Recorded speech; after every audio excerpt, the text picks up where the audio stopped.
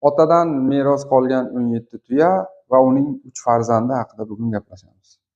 Buning ximiyaga nima aloqasi bor deb o'ylayotgan bo'lishingiz mumkin. Shoshmay turing. Video oxirida sizlarga bir savol bo'ladi.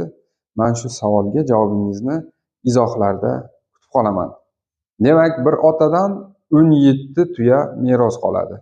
Ota vasiyatida bu tuyalarni birinchi farzandiga 2dan 1 qismini, ikkinchi farzandiga 3dan 1 qismini va uchinchi farzandiga 9dan 1 qismini bo'lishni meros qilib qoldiradi. Lekin farzandlar 17 ta tuyani 2dan 1 qismini, 3dan 1 qismini va 9dan 1 qismini butun son bo'lmasligini bilgandan keyin boshlari qotib, bu tuyalarni bo'la olmay qolishadi.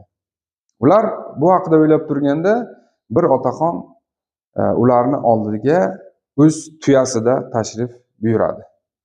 Va unga bu haqida aytishganda, u o'zini tuyasini olib 17 ta tuyaga qo'shadi va uni 18 ta qiladi. Shunda 18 ni teng yarmini birinchi farzandiga, 3dan 1-ni ikkinchi farzandiga va 9dan 1-ni uchinchi farzandiga bo'lib beradi. Shundan so'ng o'z tuyasini minib ketaveradi. Sizlarga savol. Mana shu voqeani kimyodan qaysi mavzuni tushuntirib berayotganimda ishlataman. Misol tariqasida. Javobingizni izohlarda kutib qolamiz.